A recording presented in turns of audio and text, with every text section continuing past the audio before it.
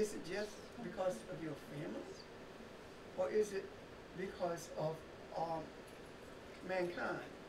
When when my kids were in school, and I'm talking about secondary school, not college.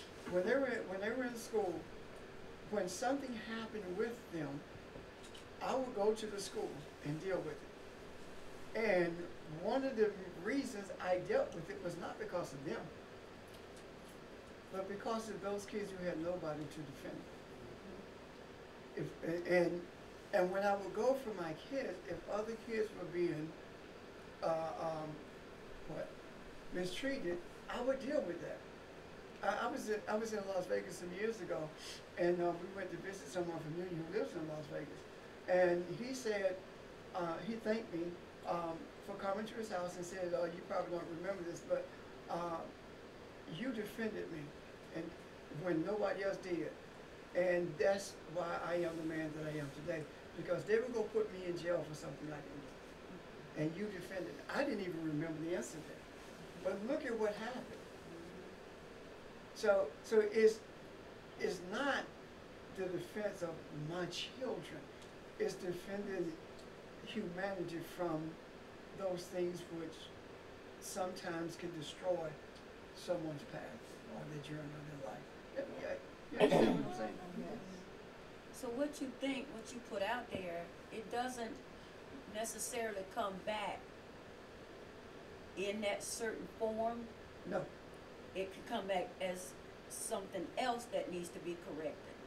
You remember, I remember some years ago teaching you reap what you sow. It was about 10, 15 years ago. And I talked about how when you sow something, you don't know where it's going, because sowing is throwing it out there. Yeah.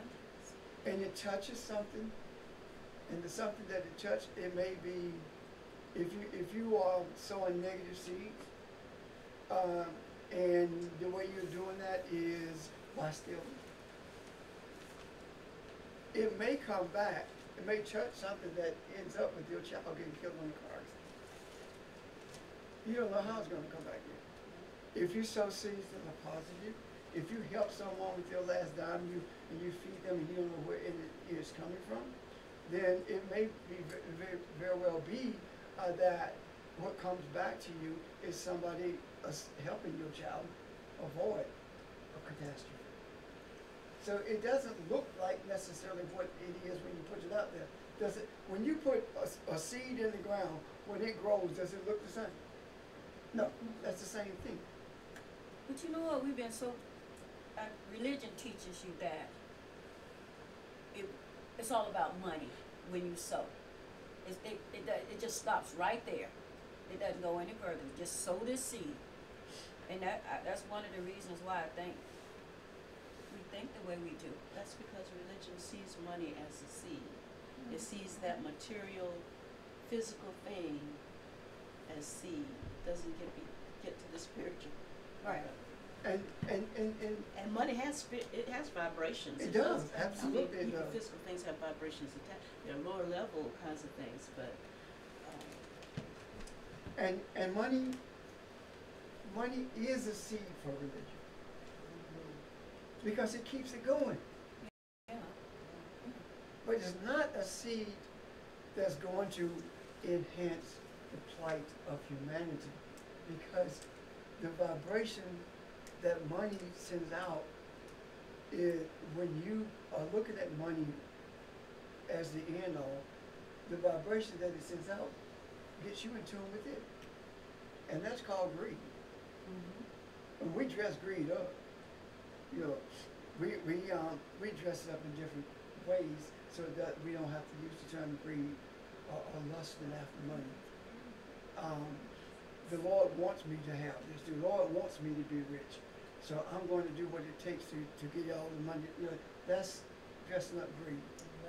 Yeah, the blessings, absolutely. So vibrate, the money does vibrate. Everything has a vibration. Right. You can change the vibration of it though, because you're God. the only way to change the vibration is to be in rhythm with the universe. When you're in rhythm with the universe, and your mindset is to bring everything in rhythm with the universe, then you can change the vibration of it. I think I said to you once that when I feel it, I give money, and it doesn't matter whether somebody go buy crack with it, it doesn't matter. Because a part of me goes with it. I didn't understand vibration at the time, but a part of me goes with whatever I give, and the vibration that's with that is determined by what's your reason for giving.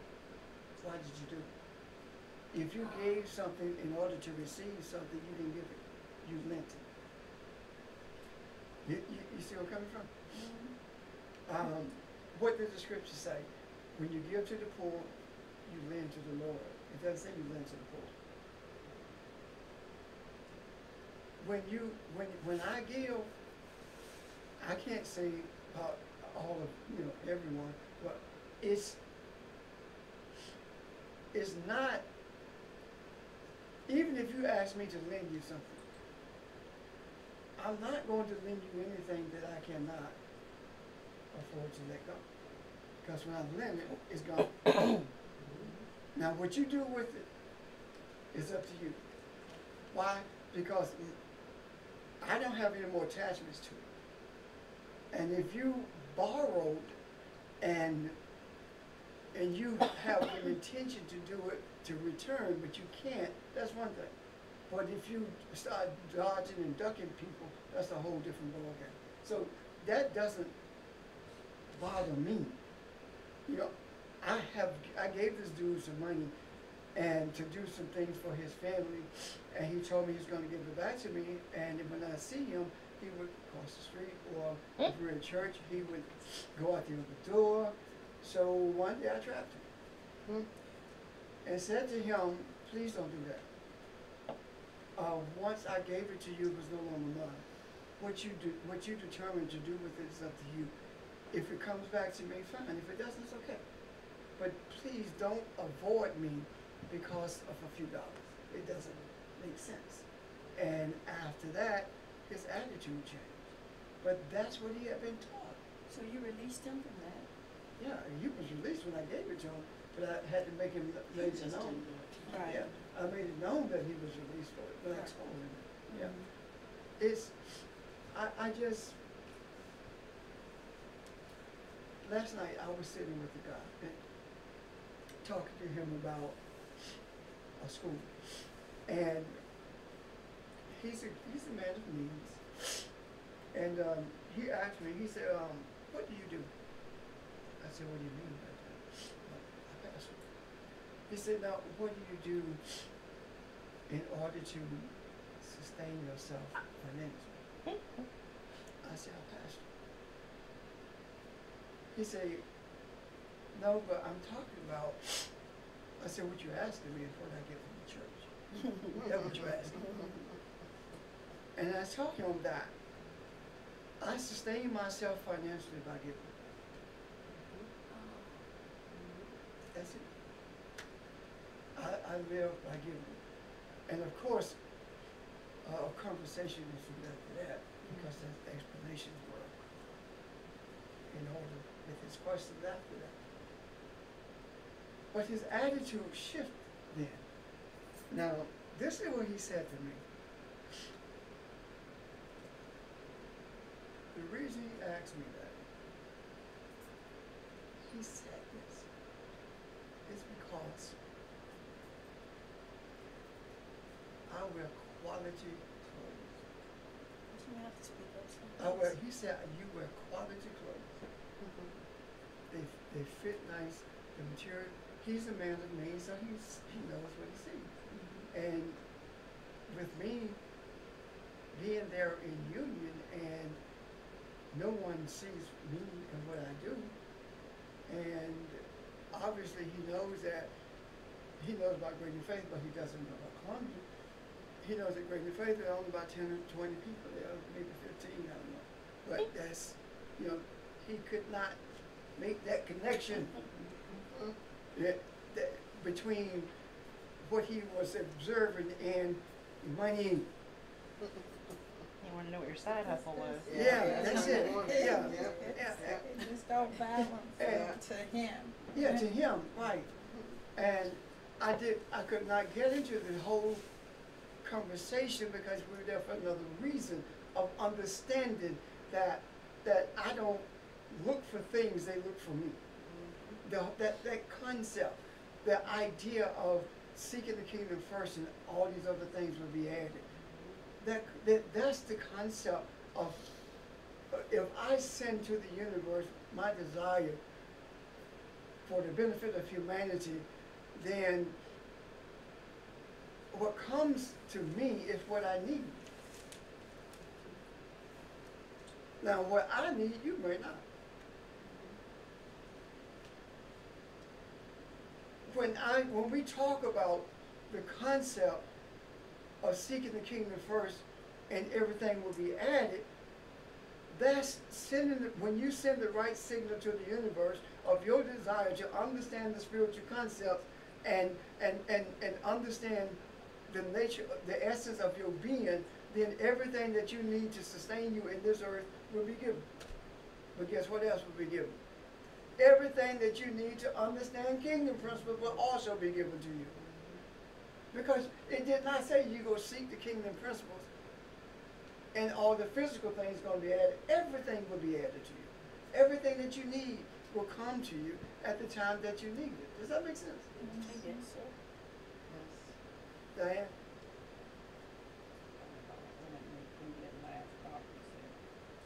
Could you elaborate a little bit more on vibrations?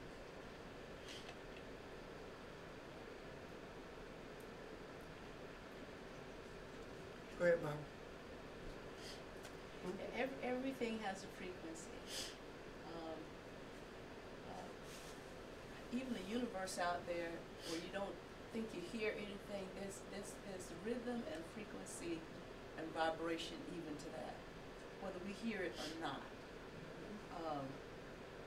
Lots of times, specifically spiritual frequencies may not be heard with the physical ear, but with the spiritual.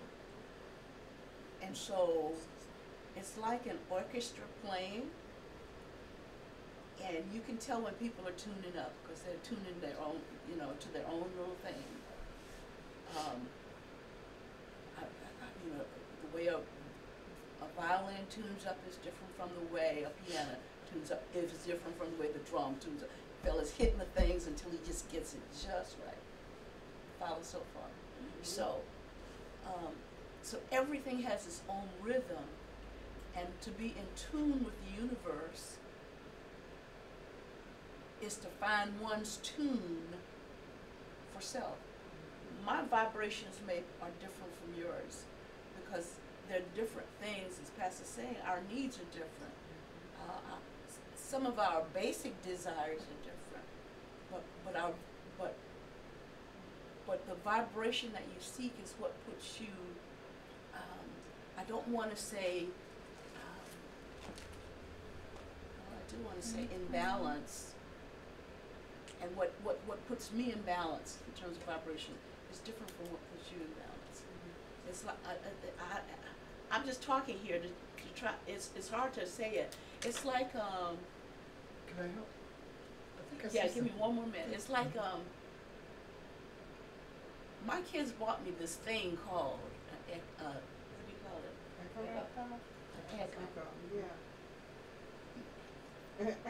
I need it. But what I have done is, there's certain songs that I like at the end of the night if I'm having difficulty sleeping. They're making me dependent on this. But I know what I need to just help settle me down, or play raindrops, play a rainstorm in the Amazon, and it's without that, it's finding your vibration that helps you feel centered and in touch with and in tune with the universe. And that means the universe is every one of you too.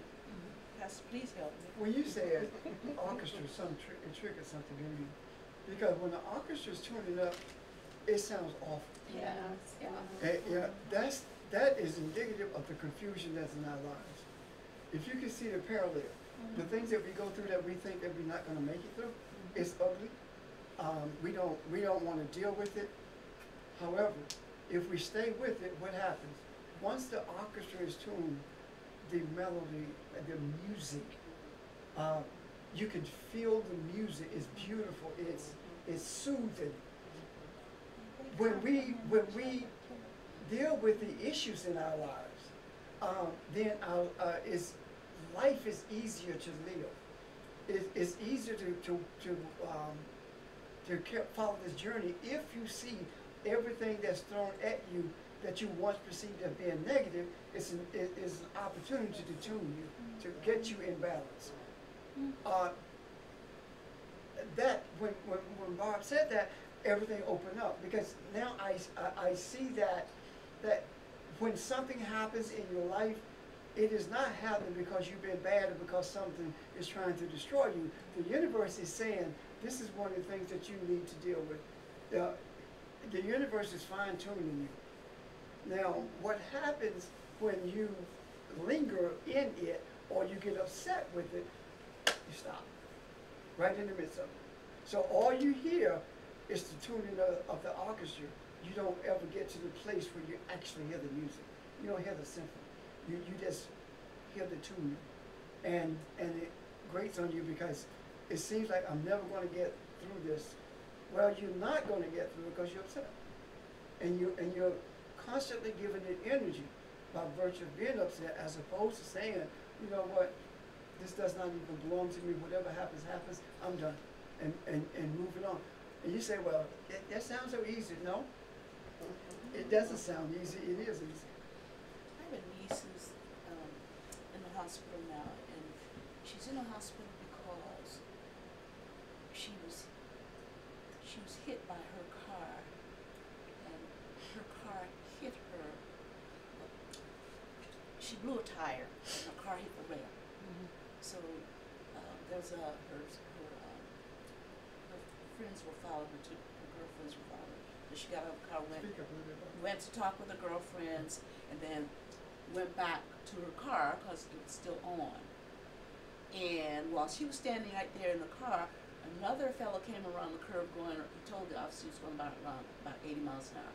Anyway, he hit her car, which caused her car to hit her, and it chunked her and threw her. Well, now she's paralyzed from the waist down. We saw her again yesterday. And this girl is fine-tuning herself, because we talked about, I said, where's your head? She knew exactly what I was talking about. Where's your head? She says, well, I'm trying to get wrapped around this. They told me that I won't walk again. That's the first time I saw her, when she shared this, that I probably won't walk again. I said, well, where's your head? She says, well, you know, I'm okay, Barbara. And she said, I said, your legs have nothing to do with your mind and how you think. You can use your arms.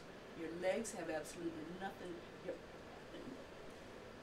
You can, just like you were successful in other things, you can be just as, if not more, successful despite legs.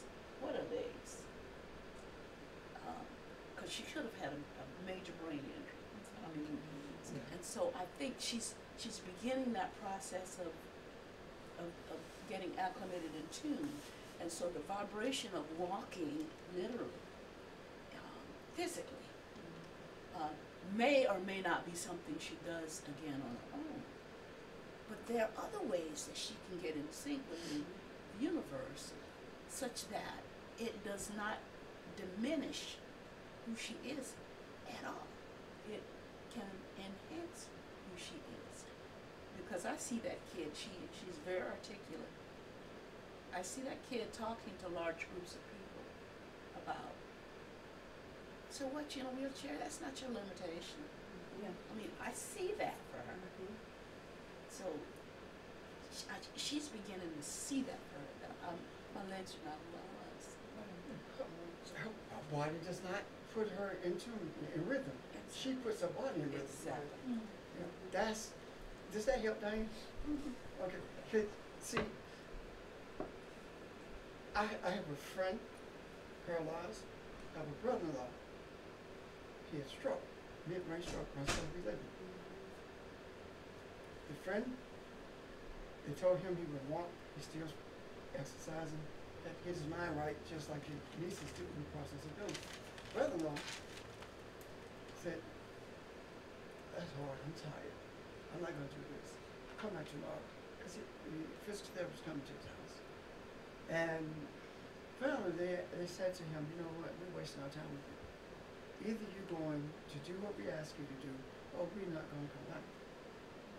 And he said, "Well, that's just too hard. Just don't come back." So now, he's in a wheelchair. This lady, Bernice, had Grady Clay, mid-range stroke, same place he was in. You really know she had a stroke because she did what they said. He gave up. So what he did, he put himself in tune with his body, as opposed to tuning his body. You see what I'm talking about? To the orchestra, to the master orchestra. So he's in a wheelchair now. And that's how life is. If our thoughts are not in tune with the universe, then our thoughts are in tune with our earthly consciousness. You are going, when you are in tune with material things, this earth consciousness, when you're in tune with it, you are out of tune with the universe. When you're in tune with the universe, you're out of tune with these earthly things. And the reason that things look for you is because they don't feel right being out of tune. So they look for you so they can be in tune. Why? Because everything that you touch is in tune with you if you know who you are. Why? Because you don't allow it to pull you in another direction. No matter what you possess, it doesn't pull you in another direction. Because if it does pull you in another direction, you don't possess it, it possesses you. And it is tuning you and pulling you out of tune with the universe. However, if you stay the same person that you are, then whatever you have, you are putting it in tune also. So people are comfortable around you, are comfortable with you. You understand? So this whole concept of desire and expectation is the thing that puts us either in sync with earth consciousness or the universe. Expect everything and get nothing. I'm sorry. Desire without expectation, you get nothing but confusion. Desire with expectation brings you everything. Now, the expectation of every desire, as Bob said at the onset, has to be in tune with the universe. The expectation of every desire. The Creator knows what you need to stay in this earth. That's a given. I saw Diane.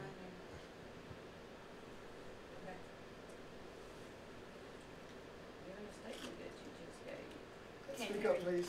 given the statement that you just gave, and Barbara's explanation with vibration, I guess I'm trying to see how to, with me, channel it to deal with frustration. An example you gave was great. I'm a giver. I don't know how to not give. But I'm at a point, I guess fine tuning the vibration and getting the balance. To know when you just get so frustrated that you don't want to give anymore, but then it's like every time I say that, then I'm put in a position where to give again. It's hard to take what's in here and put out. So it's like I'm trying to understand it. The balance of it. Yeah, because It's a difference. Okay. I'm a giver, but I don't feel like giving all the time. I have to feel it before I do it. If I give to you consistently, and you consistently make every effort to take advantage of me, then I'm doing something wrong. If I'm not expected to give to the extent that it takes everything away from you. When you are a giver, you receive what you ought to give because you already have what you need to live. When the scripture speaks of abundance, it's not just talking about the material things, talking about spiritual. When you are in touch with, when you are in rhythm with the universe, you know when to give, how to give, and what to give. When you're in touch with the universe. And the universe is not going to do anything to your detriment. The universe is not going to push you to give to your detriment. The universe will put you on the edge, but the universe will always keep you at that place of balance. It doesn't seem like balance to you because you don't know what balance is anyway. You can't explain balance, but you know what it feels like. And my balance is not Barb's balance. Neither is your balance. Giving is something that you never master. The universe is the master of it. Okay, I understand the giving of tangible. But like the giving of, they say like your expertise. I can create something in a heartbeat. I can walk in a room and design a house for you, like just by walking in. I can design, I can do events. Yeah. That aspect, when you have the know-how to how to do things, and I know everything's not gonna be in the form of payment back to you. A lot of people should give your talents away for free. But even when trying to get the balance on, even with that, you understand when you're being pulled? I'll show you what you're talking Yeah, about. okay. Let's say you're an event planner, and Barbara's a nurse. When Barbara goes to the hospital or wherever to practice nursing, the expectation is she's going to be compensated because that's her vocation. Am I right? Because that's what she needs in order to live. If you're an event planner, when you plan the event, the expectation should be that you're going to be compensated for planning that event because that's your livelihood. And if you're not compensated for that, then you don't have anything to give. You see what I'm talking about? Mm-hmm. So you have to, just because you know me doesn't mean that I don't pay you for what you do if that's your vocation. Now, there are times when you may do it for somebody, but Not every time. not every time. And guess what? Not every time even your family. Because sometimes your family will take advantage of you. You have to be, level-headed is another way of saying being balanced. See, Jesus had something when he said, when he said, who is my father, who is my mother? You remember that? Mm-hmm. And he said, I will give you a new family. You remember that? Mm-hmm. The biologic family that we have, some of them we just don't need to be around. Because they can pull you to a place you don't want to be unless you're strong enough to deal with it. You understand? Let me tell you, there was a time when I was not where I am now, and I would allow them to pull me to a place where I said some things that I should not have said, looking back at it, of course. And I simply disconnected from them totally. And when I disconnected from them totally, then I started to see that they were changing me. And I was not changing them. And I was not going to allow them to change me. So I started connecting to them again, and this time it was different. When they tried to pull me from where I was to where they were, I dealt with it differently. I did not use those choice words that I had used prior to that.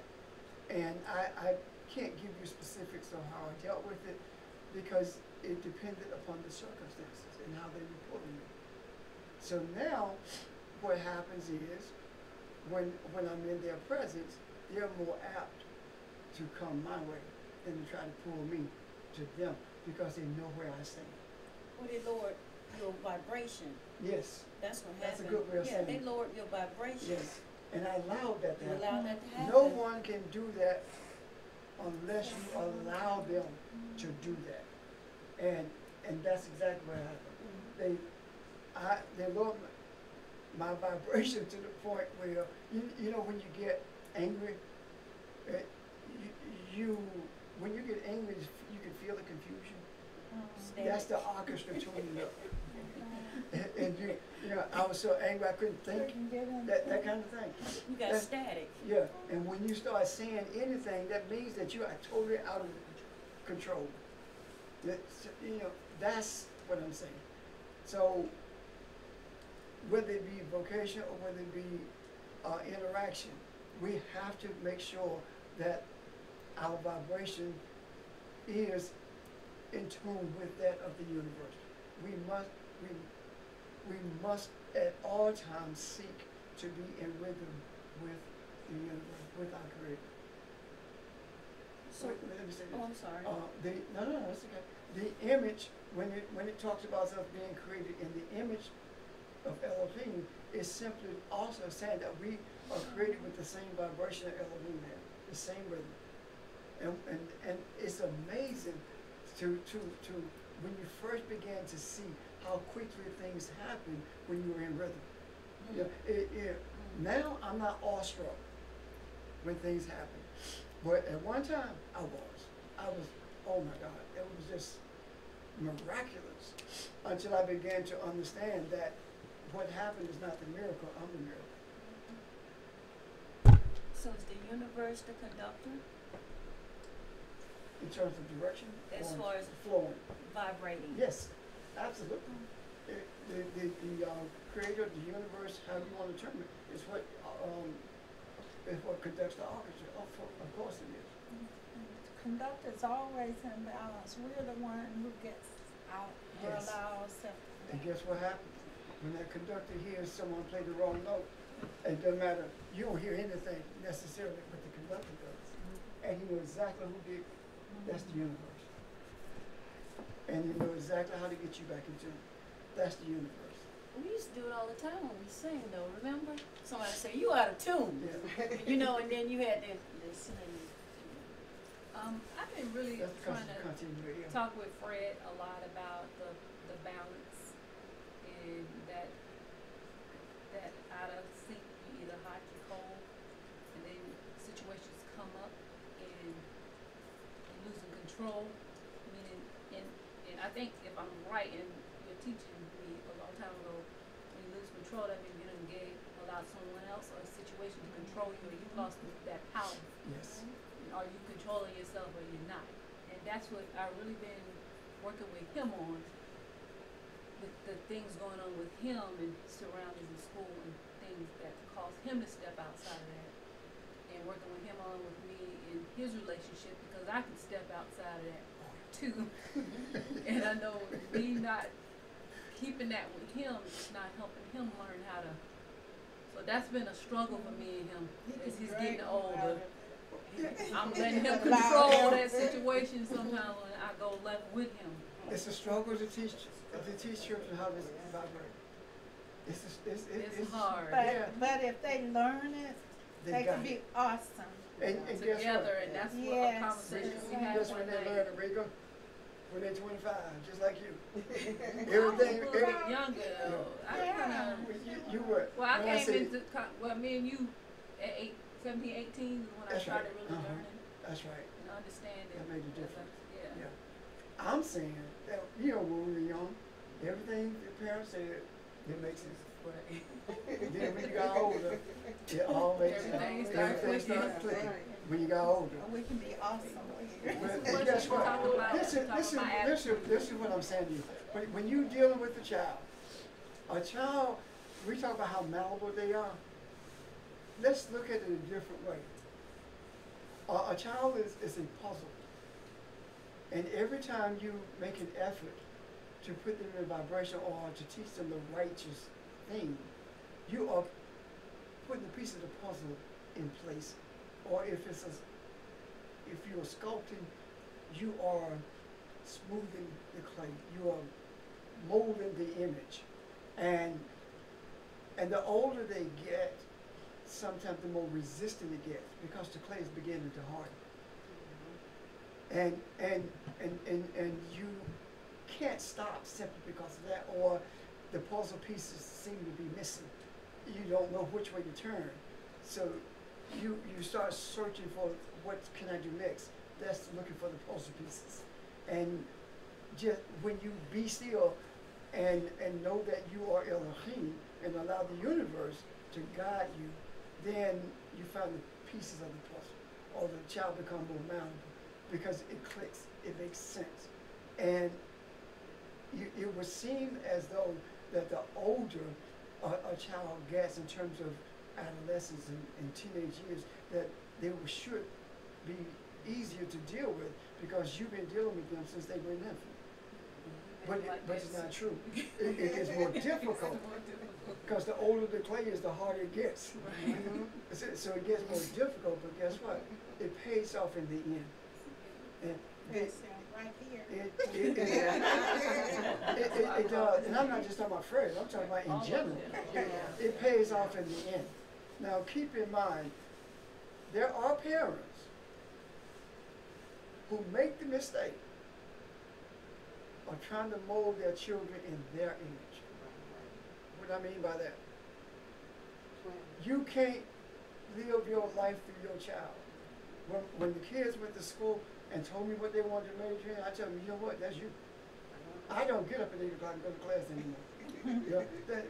I'm not going to have to make a living for you. You do what you're comfortable with. As opposed to trying to push them into areas that we want them to be in because we didn't do it. You can't do that. Because when you do that, you are actually damaging the child, or you're throwing pieces of the puzzle away. You will get more resistance if you do that. You show the direction they're going, they just got it. Just got it. And you will see that the boundaries that you set around them, they're going to hit the walls of it. And they're going to do things that you're not going to know they did until one Thanksgiving when they're 35 years old, and they start telling you what they did that you didn't know about. Yeah. But guess what? The reason they do that is because they're saying to you or to us, we really paid you some attention.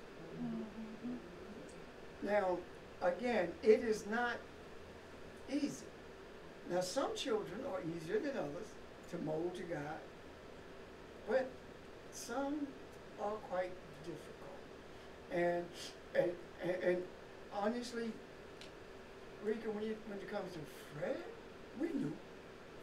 The day that Fred was born, we knew that he has his own mind, he has a very strong personality, and yes, Fred is sitting here, and I'm not just talking because he, but the truth of the matter is that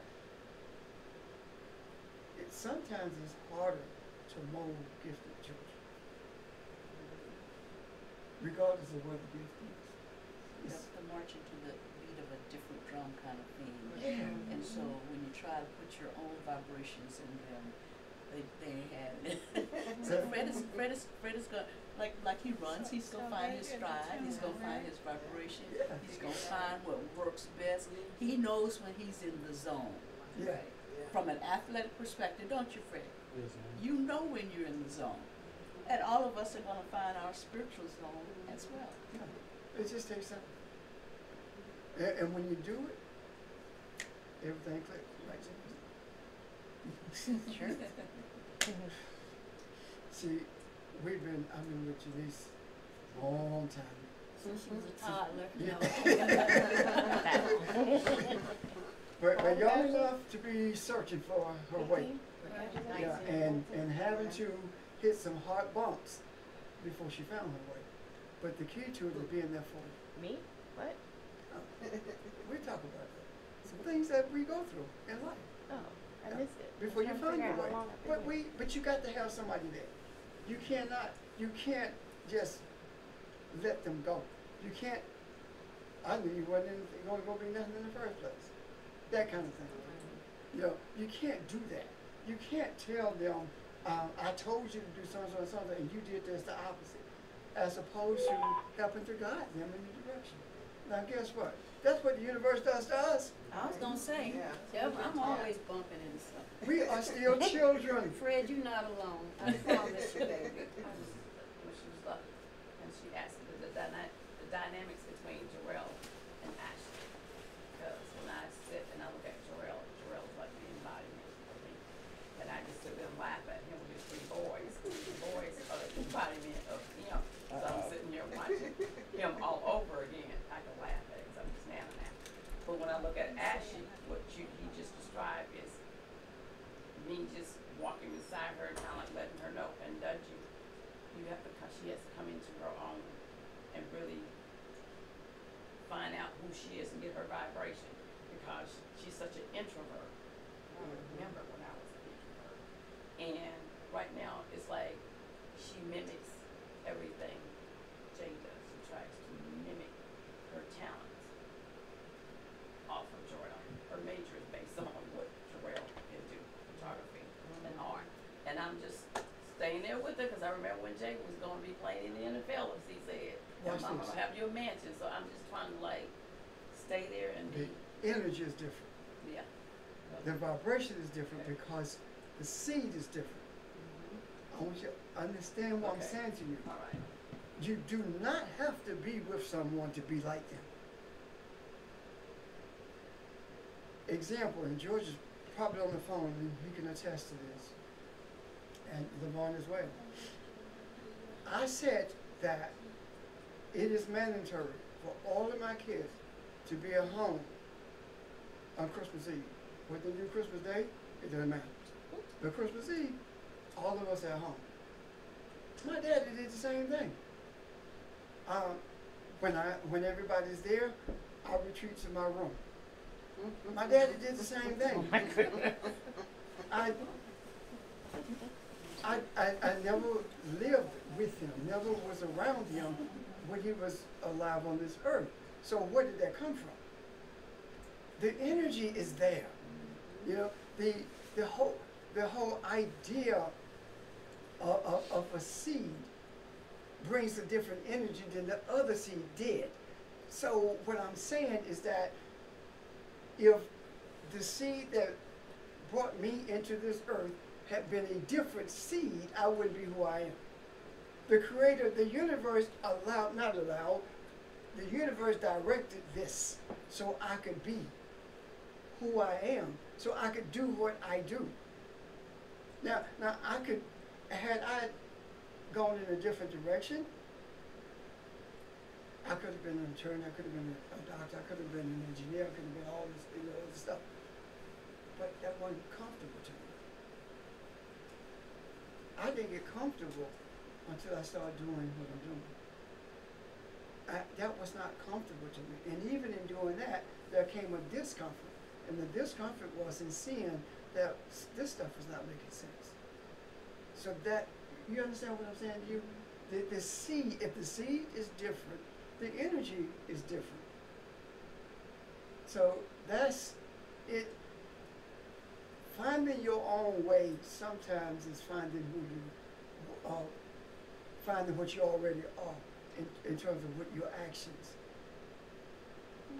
There are so many things that I can say to you that I did just like he did and still do.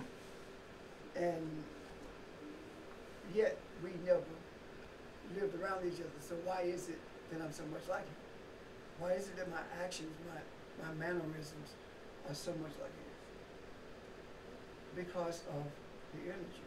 So I don't try to be my brother or my sister because the energy is different. The egg is different. You understand what I'm talking about? It is different. However, I am who I am. Bottom line,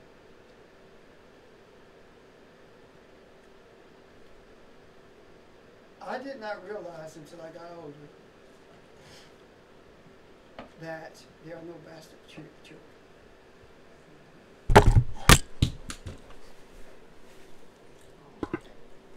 Sorry, Nick. And I heard that word so often, directed toward me by teachers, some ministers. I heard it was hard,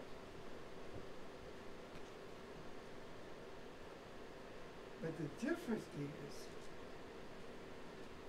I researched it. In the scriptures, there are two places in the scripture that's translated as the word bastard, one in the Old Testament and one in the New Testament. And in both places, it simply means someone who separates himself from God, from his Creator. Now,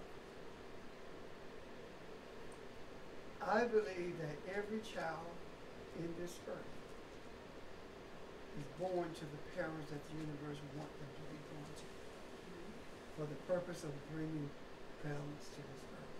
Would everyone do it? No. But there are some who are destined to do it, and they will find each other in order to bring it to fruition. Now, I also believe that all of the people who are my co-teachers bring a different energy to the table. And it is necessary for those different energies to be brought to the table. The vibrations are different. You can be in tune with the universe and not vibrate the same with the person next to you, because the piano does not sound like the violin, but yet they're in tune. You see where I'm coming from? Mm-hmm. So each one of them brings something different to the table. If I had not endured the insults and the badgering that I did, I would not be able to talk about the things that I am able to talk about. The teachers around the table are different. All of us are different than each other, yet we vibrate the same. We vibrate with the universe, but we don't vibrate the same as each other. Does that make sense? Our rhythms are different. Matter of fact, when we are together, we are an orchestra. I remember when we were in Philadelphia, and Myra drove down from Connecticut, and she said to me after leaving, she said, "I watched you all move." She said, "Even when you were in different places, you were still one. God moved us a unit. You're not individuals." And in the beginning, I did not see exactly what she was saying, but I understand. Why? Because, how do I explain this? When we are in our different places, doing our different vocations, that's one thing. But when we are in the same place to do what we do, we become one unit. There's no difference in us. That's what she saw. And I never recognized that until she brought that up.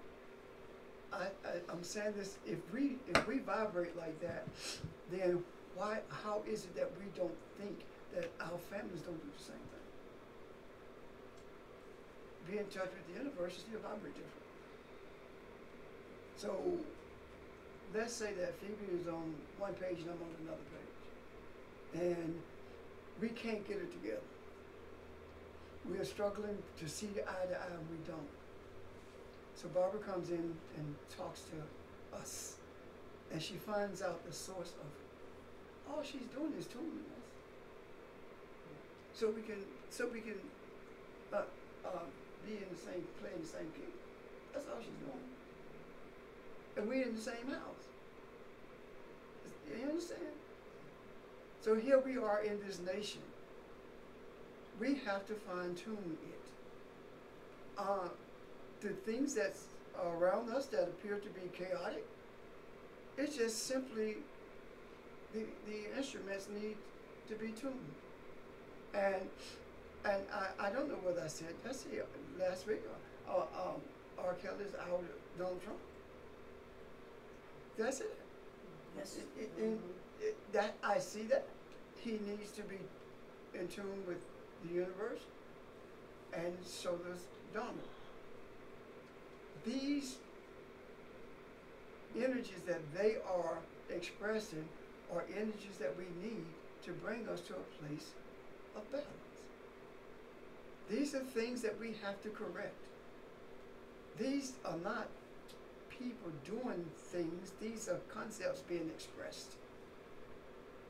Can you see that? Yes. As reprehensible as they are concepts being expressed. Even the people who are off on furlough, the people are recognizing something. The government doesn't care anything about us. They're open now to what? To change. They want something better.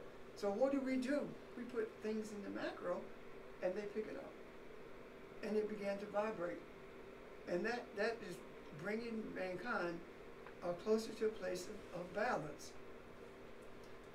This blood moon that we are going to experience, I said it and I'll say it again, and I don't think I can say it too many times, that I believe that this moon, the energy from it is going to infuse the earth with feminine energy to the extent that the female is going to occupy the throne that she's supposed to be on anyway. The earth will be directed by the energy that it was created to be directed by, and that is feminine energy. And we have bought into a concept that says that men are supposed to run everything. Men, I'm the man in my house. We're not. You're man in the house. I had to learn that. We're man in the house. We don't run everything. We work as a unit. And the feminine energy is more detailed. And if the feminine energy, let me ask this question. Do you believe that females are more detailed than men? Seriously. Yeah. If females are more detailed than men, and they are a manifestation of feminine energy, then if men are in charge, there is always something missing that can damage the whole unit because one detail was missed. Suppose you're driving your car, and the detail that was missed is that your brake line was not tightened. See the danger? Now, was it intentional? No. It's just a detail that was missed. However, if the feminine energy is so detailed, then it means that those things that needs to be altered or dealt with are pointed out. And whether or not you want to embrace it, if they make sense, you embrace it. That's what the world calls that nagging. See again? The world calls that nagging. Sometimes it is. Sometimes it is. I know.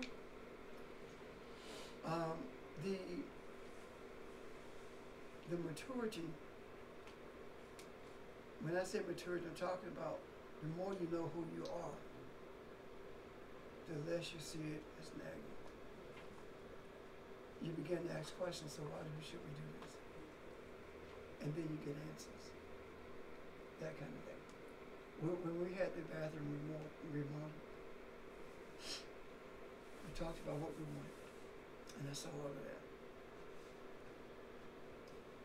But there were some details that I missed. The shelf in the shower, that thing.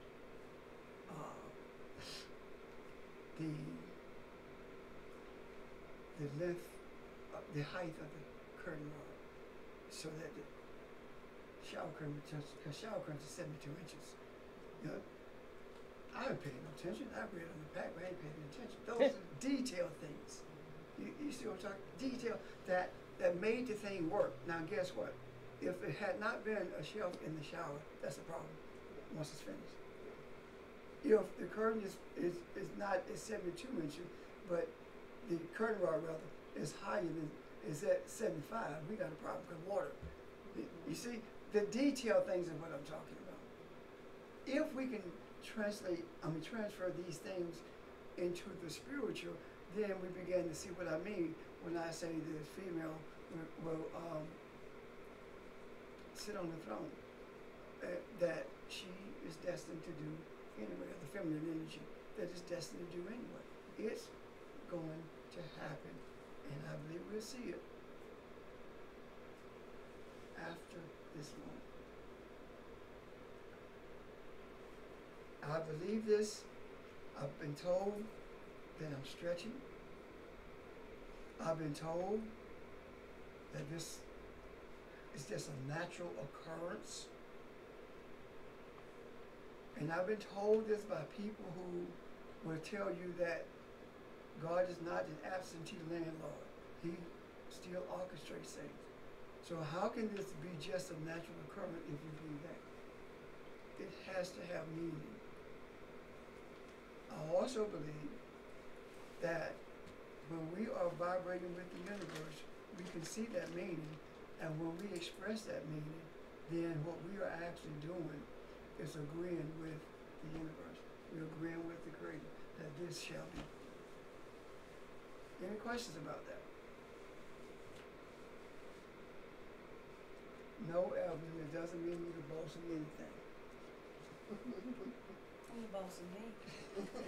You're not a thing. But does that make sense? Yes.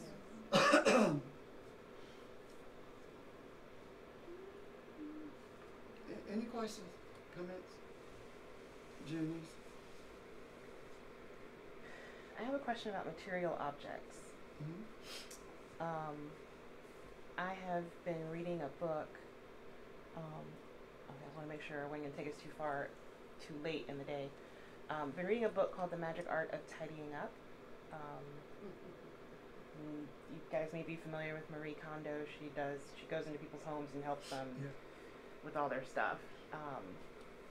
And one of the things that she does first when she sits down in a home is she'll greet the house, like greet the energy in the house. And sometimes she'll have the participants sit with her and kind of, I guess, think about how the house has sheltered them and protected them and express gratitude. And even when she has them go through their belongings and touch them, she's asking them to interact with the energy of that item and say, is this something that brings you joy? Do you want to take it into your future? And it helps people get rid of a lot of clutter in their lives. And I'm wondering, I felt the truth of some of what she's doing and the idea of taking, of culling your possessions based upon like the energy that you want to have in your future and being very purposeful about kind of curating your house. This is your living environment. And it kind of got me wondering, because I think someone on the show, this is a Netflix show, someone on the show, decided not to keep an article of clothing and they just kind of tossed it. And she says, no, don't do that. That's kind of disrespectful. She's like, thank that item for its service, whether it brought you a certain piece of knowledge that, I don't like pink socks, or, maybe they covered your feet and now they've done their job and they can go on their way. And she says, be thankful. And I'm wondering, is it inappropriate to have gratitude towards physical objects? But at the same time, I'm thinking like physical objects do respond to you, like your car, and sometimes I tell my girl, I'm thankful that you're doing this, but I'm like, is that wrong to direct that gratitude in that way? Okay, when, big hand already up. Oh, I know. Nick, do you want to deal with that? sure there's other people who can deal with it too. But no, it's not inappropriate at all. Everything there is nothing that is not alive, and the energy that you project at and that you develop, that you cultivate in yourself, that you project towards things, is reflected back to you, in subtle ways, and not so subtle ways some other times. But that's funny because I always used to do that. Like if I had something that I didn't need anymore, but I liked it a lot, I always used to say, all right, thank you, before I got rid of it. But I guess that's just something instinctual that I recognized about the interaction. But it's things are an extension of you because you produce them. So when you acknowledge that they're an extension of you, you are acknowledging the nature of your own self in a lot of ways. And so when you don't bring a negative attitude towards things that appear to be external, you don't bring a negative attitude towards yourself. And there's sort of a tension or a balance that can be formed between you and your external environment, and there's aspects of that relationship that need to be healed in a lot of our experience. So when you look at it's your physical environment that you cultivate is an extension of yourself, and there's a balance to be found. You don't need to be so rigid that you can't have a speck of dust on your table. At the same time, keep it tight enough so that your situation is healthy. Yeah. Like, you get it. Like, so when you see shows like Hoarders and stuff like that, it's always just a tale of human sadness and tragedy and misery because their environment reflects their internal state. And that's true of any environment you walk into, any environment that you have dominion over, any environment that you are the main force of energy behind. It reflects you and is a part of you. Yeah. That helps. That really helps. I mean, because the book dealt with some spiritual principles, aside from just, bringing order to your belongings, but the transformation that happened to people who go through this process. They often are forced to confront themselves, as they go through their belongings and deal with that. Because she talked to, they did a study. The cortisol is released. If too much of it released, it's damaging to your brain, and you begin to misplace things or not remember what things are. And she talked about that. They talked about how it can zap your energy. There's so many things that happen physically as a result of clutter, and we don't really, understand it. We don't pay much attention, right? And we've been taught that it is wrong to talk to objects because they are idols. Yeah. And for example, the idol that Nick sent us, the photograph of it. People see that as a Hindu god, but it's not. It is an image representative of an energy that they recognize as God. You see where I'm coming from? Nick, do you have that on your computer you can share with us? Oh, Or is it just on your phone? No, I can send you the link in a message on Skype actually. Once. Oh, you can't share your screen on Skype? Oh, yeah, I can do that. $20. How do you pronounce that God image? Start with a C. Well, I saw it on Saturday. Those of you who are on the phone won't, I know you won't see it, with the exception of the teachers that Nick sent it to. The reason I say that is because we've been taught that there's no energy attached to these things, that they're just idols, and the devil wants you to worship those. I know that's not true.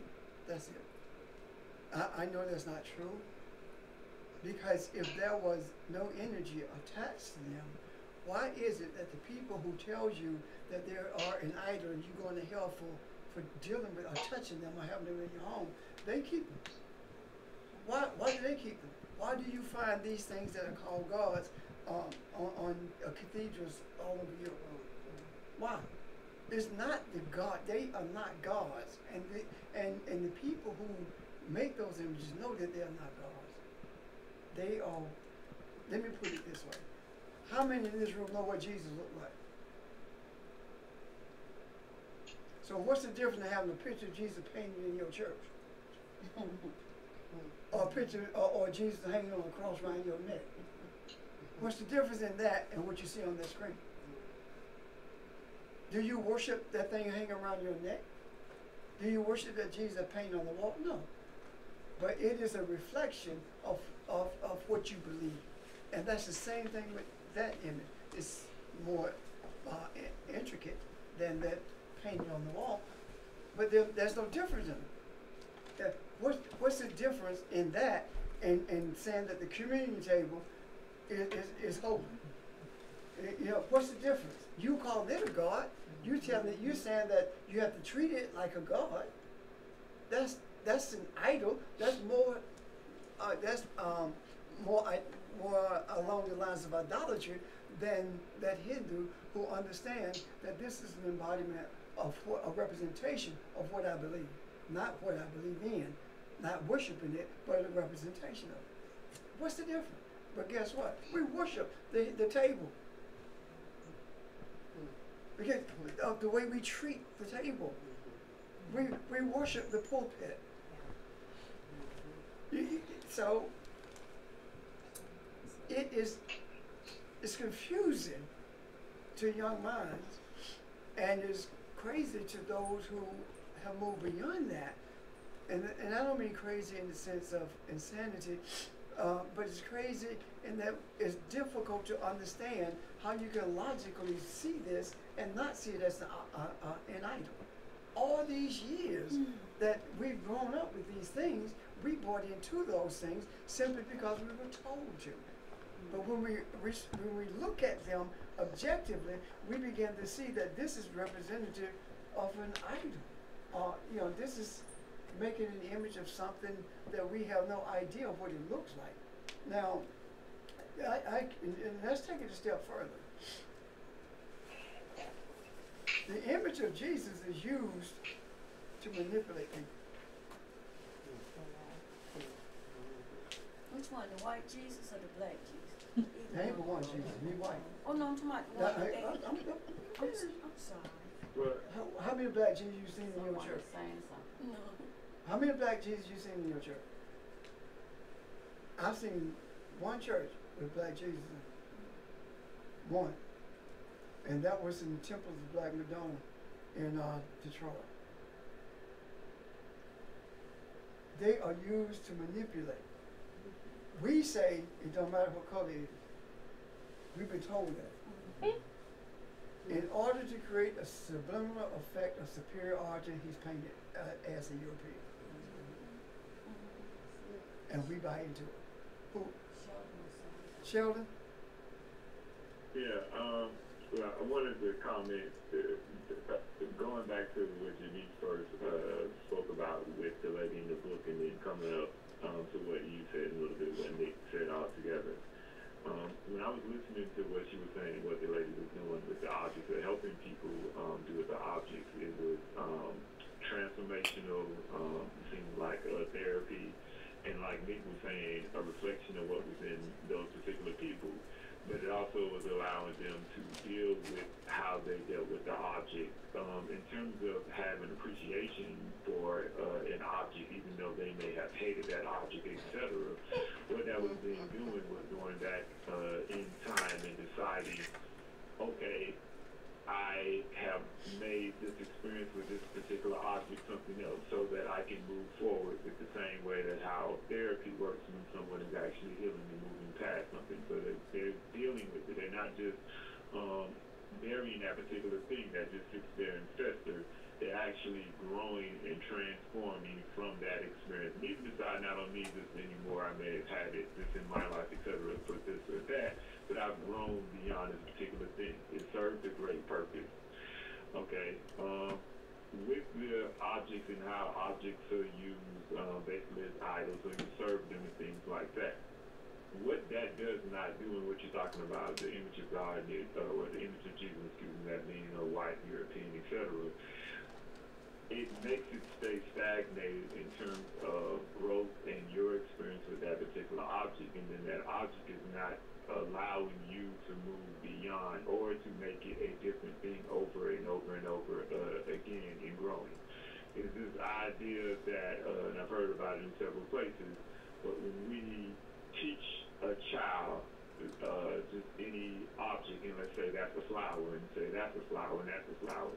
Now, because that child has formed in their head what that particular flower is, let's say a rose, it has an effect on the experience that they have with that flower from that point on if they buy into it. And now that flower can be nothing else beyond what they found or thought of a flower to be at that particular moment. It's the same way we would deal with individuals as well. You don't want to deal with individuals based only upon what you think they were last year, or these notions that you may have initially thought of them. It's like you're falling in love, or you have an affinity for a person or an object where you're discovering it over and over and over and over again. That's why, going back to the Jesus figure or our God, etc., it was the one that could not be spoken of, or the one that could not be defined, the unknowable one, because you were experiencing more and more and more as you were experiencing yourself. But of course, if you can only get people to see that outer image of the white Jesus without experiencing and seeing it yourself, you stay stagnant, you don't grow, and it's not effective in the way that it's supposed to be effective. It's being misused. Well, I'm finished. We kind of figured you were when you stopped. Thank you, Shelley. Yeah. Well, I said a lot, and I kind of like skipped around, and there may be some holes that need to be filled in as well, because I was already thinking about all of this that y'all were talking, so I'm not sure if I actually did a great job of articulating and got it all out. Any questions or comments? This is Rania. I was thinking about that KonMari method too, and I read an article from a lady who was a little bit upset about it because her grandmother had passed, and or grandmother, I think it was. Everyone was kind of picking out stuff that they wanted to keep when this person passed, and because she had been doing this minimalism, this idea of seeing stuff as stuff. She didn't bond to some of the things, or many of the things that had been part of this grandmother's life, who was a hoarder. And she saw it as a detriment, but I saw it as a freedom in a way, because in the end it is just stuff. And even if it is alive, it has the energy of life, but if we give it that, or it's not.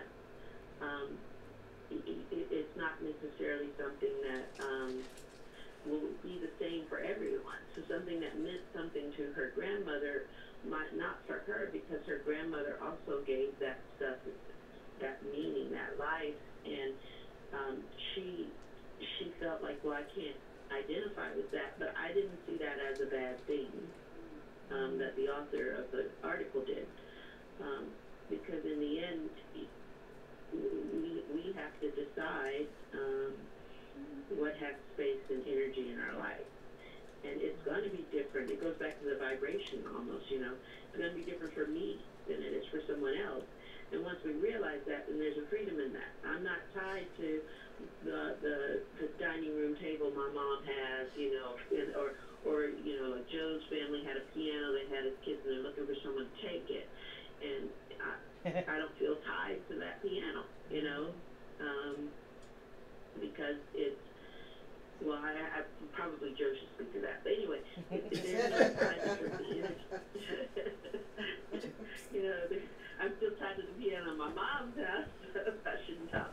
But it's still the energy we give it. And I think that's what that's teaching as well, is that we find our environment up in our energy, and we set what's there. Because I think even the episode that you're talking about, Janice, where she was telling the lady to thank what she put aside. I watched that. I've only seen one episode on the show. And I was a little put off by it because the people just seemed bound up in such petty things. But I had to think about it and step back from it and go, wait a minute, that's a reflection of me too. There's a lot that I'm bound up in that are material and petty. And if someone were to look at my life the way I looked at those people's lives, they might see the same thing. And it was eye-opening for me in that way, that we have that, not only that power, but that authority to bring balance. And I take it even further. I've been kind of struck with the planetary healthy diet. They're talking about the things that would help the planet in the way that we eat. And one of them is a more vegetarian lifestyle, because livestock and keeping them up does more to use up the planet's resources than anything else. And I'm wrestling with this idea that how I consume, what I consume directly impacts the planet. What everyone consumes directly impacts the planet. And this idea of, what I was thinking of is the locust versus the other, which represents imbalance, and how man is almost like the locust now on the face of the earth. And I feel like all these issues are related. They're all tied together. But that wasn't my question. That was just my 2 cents. All of got keepsakes. There are things we're going to hold on to. But some people just hold on to more things than others. I think the universe is speaking to us about how we should eat, right? Because every time we look at the TV, something's recalled. I mean, you got the stuff that used to be called, other than romaine, pretty much eat it anyway. The chicken nugget with wood in it, and then the burger with cheddar has rubber in it. Where did the wood come from? Where did the rubber come from? So I'm seeing that a message is being sent, as to how we are to live.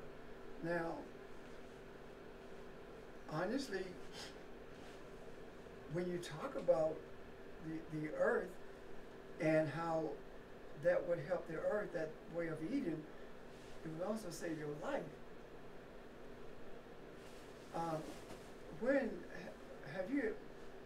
Most people not met a vegetarian, or vegan, or vegetarian. I don't know any vegans that got cancer. Think about it. If our bodies are made from the earth, and they are, then we sustain them the same way.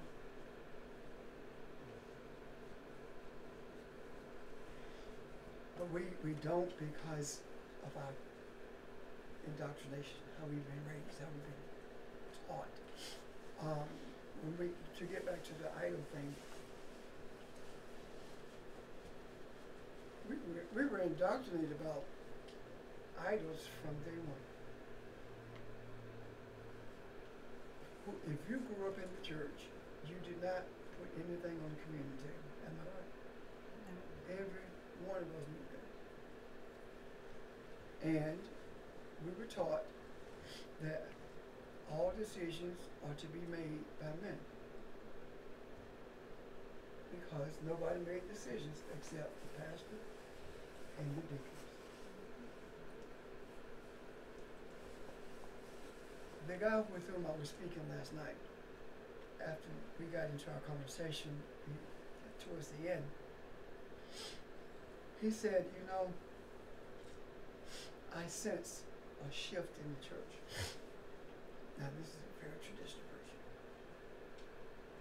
said, what do you mean? He said, the church is falling apart. They can't seem to get people in it. And after he finished speaking, he said, what do you think about that?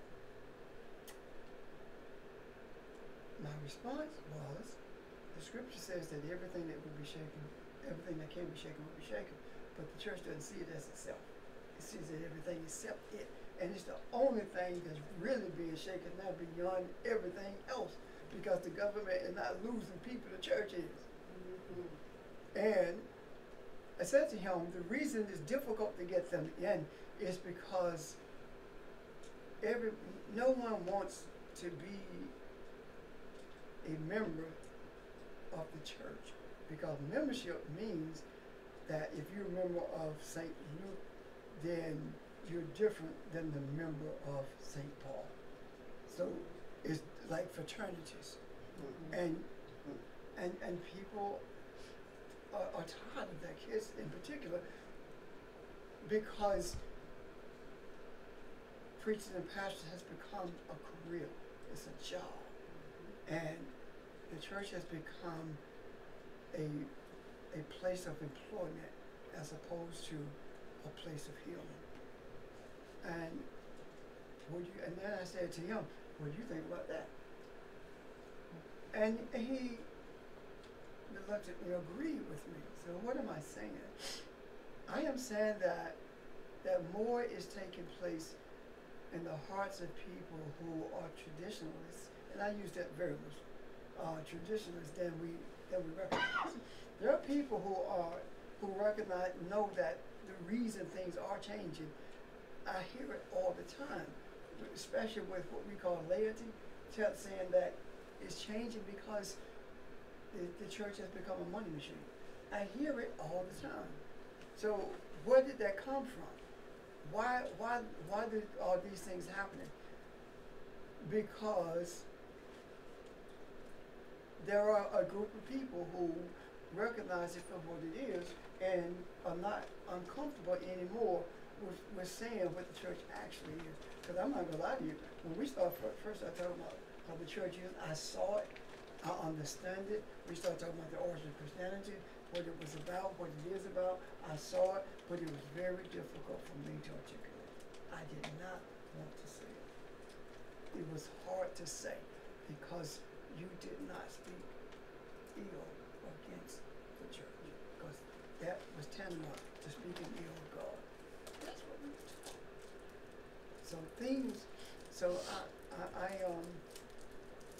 I'm waiting to see how things are going to be shaped in the next few weeks. I believe that in the next few weeks we will see a huge, huge shift. Any questions?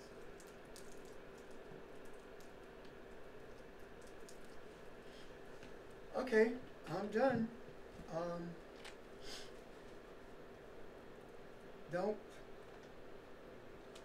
Don't be dismayed. Don't depend on hope. Depend on what you know. Hold on to what you know as opposed to what you hope for. Things are going to get worse before they get better. Confusion is going to be more rampant than what it is right now. However, it is always the darkest before the dawn.